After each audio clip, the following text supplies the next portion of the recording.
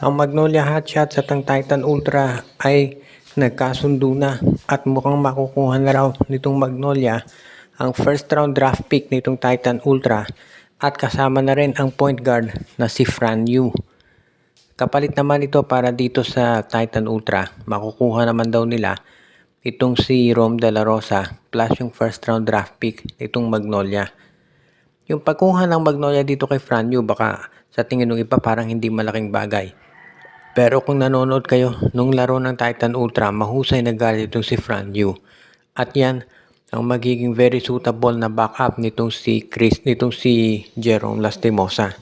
At yan yung dahilan kung ba't ito ay gustong makuha nitong si Coach L.A. Tenorio.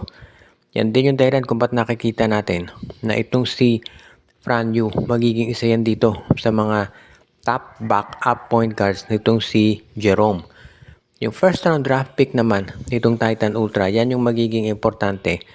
At sa tingin ng karamihan, baka ito'y umabot ng magiging baka number 4 or baka malay natin number 3 do sa draft picks.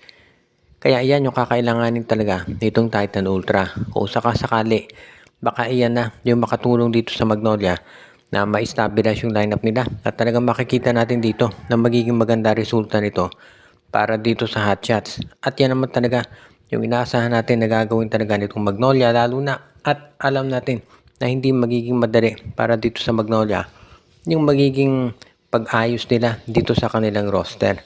Kaya nga sa tingin ko mukhang gagawin talaga ng Magnolia ang lahat para mapakita na sila ay magiging ready na dito sa pagbabago sa kanilang lineup.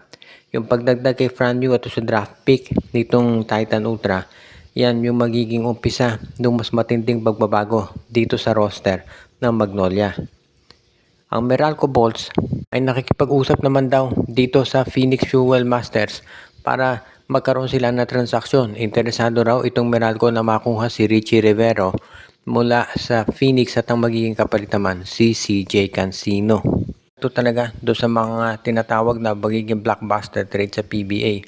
Lalo na alam naman natin na itong si CJ Cancino magiging isa yan dito sa mga top players o the top player ng Phoenix.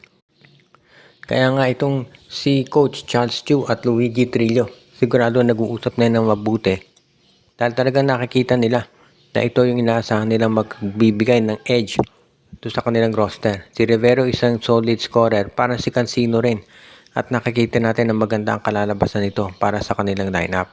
Ngayon, kung ito'y magagawa o maaaprobahan, sigurado ako wala namang magiging problema dyan dahil of course, obviously, very fair ang nasabing trade. Kaya nga itong magiging maganda para dito sa nabanggit na koponan. Ngayon, kung ikaw naman itong Phoenix Fuel Masters, mabigat kung pakakawala mo si Richie. Pero kung si CJ Cancino naman yung kapalit, bakit hindi? Kaya isa to dito sa nakikita talaga natin na makakatulong sa kanilang roster. Ngayon, kung ikaw naman itong si Coach Luigi Trillo, talagang magiging isa na to dito sa kaabang-abang na masasabi natin, no? At talaga namang makikita natin dito na tuluyan na nalalakas itong lineup ng Phoenix pati na ng Meralco kapag nagkaroon ng trade na ganito. Kasi itong Phoenix talagang gusto nila makabante pa, no? After makapasok dun sa twice to beat advantage, gusto nila umabot naman dito sa semis at itong Meralco syempre sa finals. Kaya magiging maganda to para doon sa dalawang panig, lalo na't nakikita natin na isa na to dito sa kaabang-abang talaga nasa sitwasyon nila. Kaya naman itong trade na to sigurado within the coming days ay i-announce na at maaaprobahan kaagad-agad.